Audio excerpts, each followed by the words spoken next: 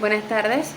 Vamos a hablar de la anatomía del tracto urinario superior, comprendiéndose que la patología obstructiva urinaria alta comprende todas las series de trastornos originados en el aparato urinario superior, desde los cálices hasta el meato ureteral.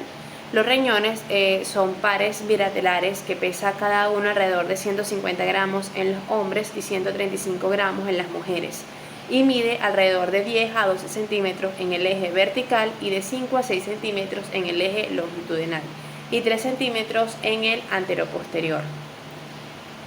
Los riñones, tanto derecho como izquierdo, el derecho está desde la parte anterior de la primera vértebra lumbar y la parte inferior de la tercera vértebra lumbar. Por su lado, el izquierdo está desde el cuerpo de la 12ª vértebra torácica hasta la tercera vértebra lumbar.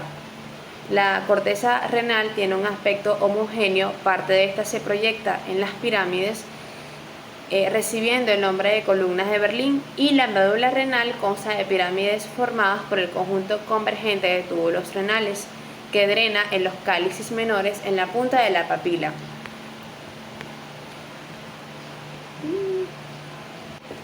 La inervación de ambos riñones corre a cargo de los nervios renales que se originan en el ganglio celíaco, estructura nerviosa del sistema nervioso autónomo simpático, situada sobre la arteria aorta abdominal, a ambos lados del tronco arterial celíaco, justo debajo del diafragma. Los nervios renales forman el plexo renal que penetra los riñones acompañando las arterias renales. La mayoría son vasomotoras, de manera que regulan el flujo sanguíneo. La irrigación de los riñones es muy abundante debido a su peso y se debe a la función de depuración sanguínea que estos realizan, y está a cargo de las arterias renales tanto derechas como izquierdas, que son ramas de las arterias aorta abdominal, de la cual se origina a nivel de la primera vértebra lumbar. Al penetrar el hilio renal, forman parte del pedículo renal. Ambas arterias aseguran un aporte de sangre entre unos 1200 milímetros por minuto en reposo y un volumen que representa entre un 20 y un 25% del gasto cardíaco. Para continuar tenemos las cálices y las pelvis, que son un conjunto de canales excretores que conducen la orina definitiva desde su salida del parénquima renal hasta el exterior del riñón. Primero tenemos los cálices mayores, que tienen forma de copa y están situados en el seno renal. Estos recogen la orina procedente de los conductos papilares que desembocan en la papila renal. Cada riñón tiene tanto cálices menores como pirámides, y estos en un número aproximadamente de 8 y 18. También tenemos los cálices mayores, en un número de 2 a 3 por cada riñón, y estos conducen la orina de los cálices menores a la pelvis renal. Con respecto a la pelvis renal, esta se forma por la reunión de los cálices mayores y tiene una actividad contráctil que contribuye al avance de la orina al exterior.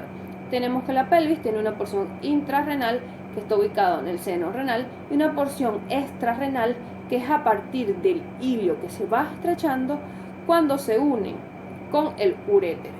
Con respecto al uréter, son bilaterales, donde son conductos musculares membranosos que conducen la orina desde la pelvis renal hasta la vejiga. Tienen un diámetro de 4 y 7 milímetros y un trayecto de 25 a 30 centímetros, donde tienen una porción abdominal y una porción pelviana y 3 estrechez. La primera se da por la unión pélvico-ureteral, donde la pelvis se une con el uréter proximal. La segunda se da por una estrechez de la pelvis, que es debido a la compresión extrínseca de los vasos ilíacos, y la tercera se va a deber a la entrada del uréter a la vejiga, donde hay un pasaje intramural que produce su estrechez. Urinaria alta. La nefropatía obstructiva se va a definir como el daño funcional y o parenquimatoso renal secundaria a una obstrucción a nivel del tracto urinario en cualquier segmento de su longitud. Estas pueden ser de vía superior o alta o de vía inferior o baja. En el caso de la obstrucción urinaria alta o de vía superior, estas se van a localizar por encima de la unión uretero-vesical. Generalmente son unilaterales. En cuanto a su epidemiología, en el caso de las mujeres predomina entre los 20 y 60 años. A partir de los 20, como consecuencia del embarazo, bien sea por acción de la progesterona a nivel del peritartismo ureteral o por una obstrucción mecánica por compresión extrínseca de la vía urinaria debido al útero grávido. En el caso de los mayores de 60 años predominan ya la etiología neoplásica. En el caso de los hombres predomina a partir de los 60 años y generalmente por una hiperplasia prostática benigna. En el caso de los niños predomina la etiología congénita, 80% de estas son unilaterales con predominio del sexo masculino. En el caso de los adultos jóvenes predomina su origen es por litiasis renal en un 30% en una relación de 3:1 con predominio del sexo masculino.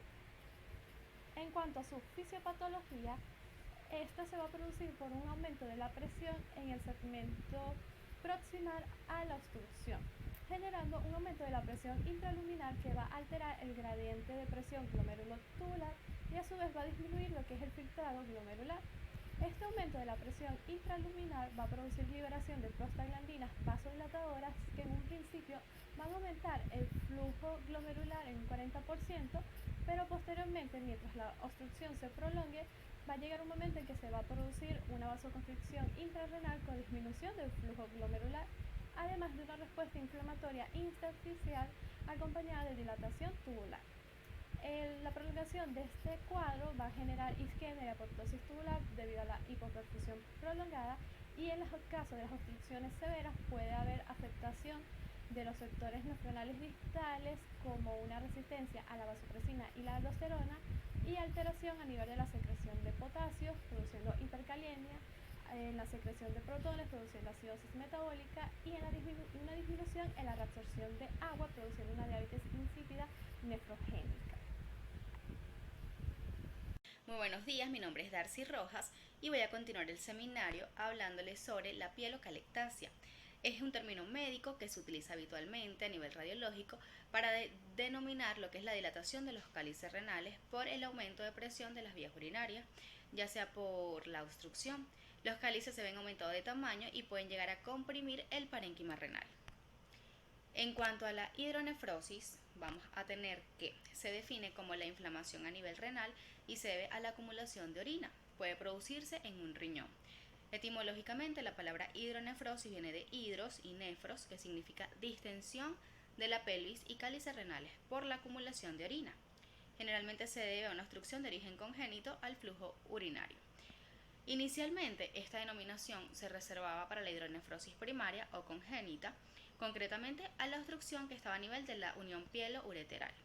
Sin embargo, se ha generalizado inapropiadamente para denominar las dilataciones pielocaliciales, a causa de, por ejemplo, a causa adquirida, cuya verdadera denominación corresponde a una pielocalectasia, calectasia o ureterocalectasia, que es dependiendo del nivel de la obstrucción.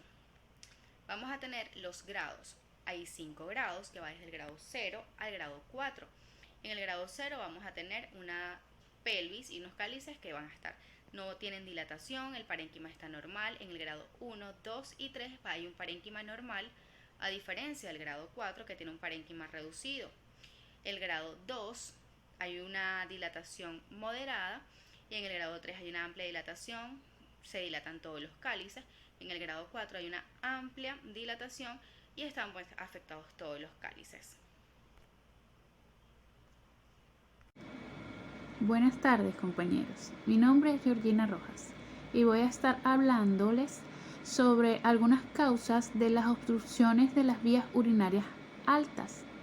Entre estas tenemos las que son las causas extrínsecas y las causas intrínsecas.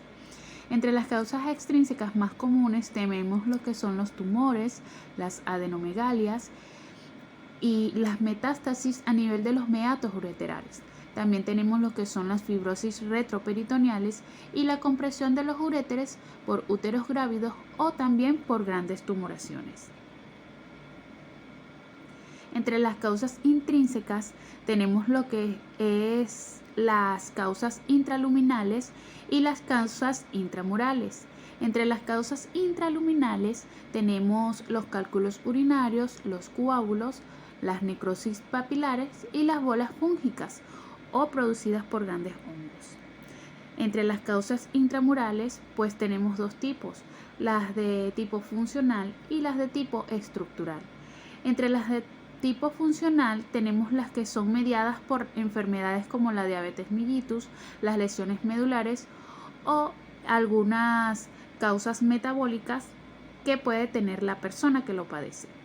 Por otro lado, tenemos también causas funcionales como lo son los fármacos, tales como los anticolinérgicos o los levodopas. Entre las causas intramurales de tipo estructural, pues tenemos lo que es el daño anatómico secundario a infecciones o algún daño estructural congénito que pueda tener la persona. Ahora los dejo con mi siguiente compañero. Continuando con el seminario, hablaremos acerca de las causas congénitas de lo que es la obstrucción urinaria alta.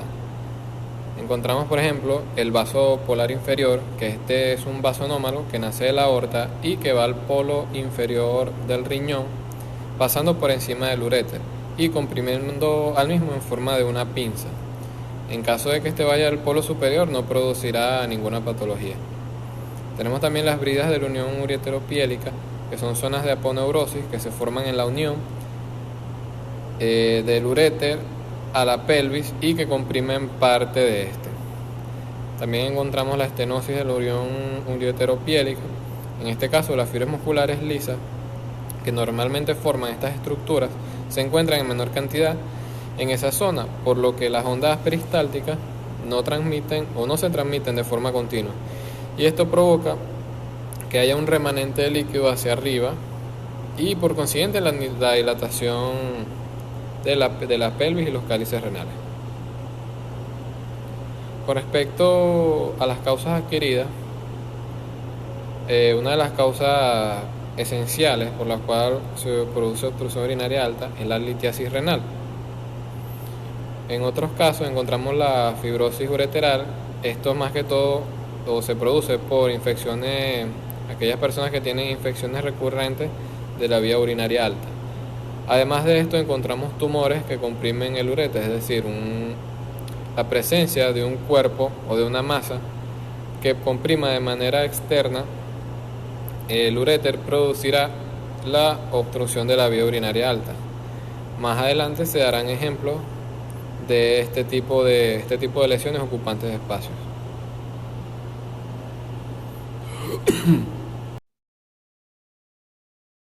Buenas tardes, mi nombre es Amisis Valderrama y para continuar con el seminario les voy a hablar acerca de los estudios de imagen diagnóstico en el caso de las obstrucciones de vía urinaria alta. Vamos a iniciar con la rayos X abdominal. Este es un estudio que se implementa para la búsqueda de litiasis renal. Esta se va a evidenciar como una imagen radiopaca, también se puede tener la presencia de un aumento de la silueta renal y una escoliosis antálgica. Se hace la salvedad que en el caso de que el cálculo esté formado por ácido úrico, este no se va a evidenciar a nivel de la rayos X por ser radiolúcido. En cuanto al ecosonograma abdominal y vesical, tiende a ser el estudio de preferencia o de elección en este tipo de patologías debido a su bajo costo, su alta accesibilidad y que puede ser implementada en cualquier tipo de pacientes. Este me va a permitir distinguir los cálculos de otros procesos tumorales. Se puede observar el riñón, el grado de dilatación piloureteral, el uréter en toda su extensión, así como también si estos están o no dilatados. Desventaja que este es operador dependiente. Luego tenemos la urografía de eliminación, que es un estudio que inicia con una rayos X simple con posterior colocación de una solución yodada para que se pueda evidenciar toda la vía urinaria. Me va a permitir identificar el grado de dilatación tanto de la pelvis como de los cálices y de los uréteres y se va a revelar el punto exacto de la estenosis. Y por último tenemos el Urotac, el cual es un estudio no operador dependiente, tiende a ser muy efectivo en este tipo de patologías y requiere habitualmente contraste. Se hace la salvedad que en el caso de estar en la búsqueda de una posible litiasis que me esté ocasionando la obstrucción, no se puede indicar contraste o se debe pedir la Urotac sin contraste, ya que este contraste tiende a enmascarar la litiasis.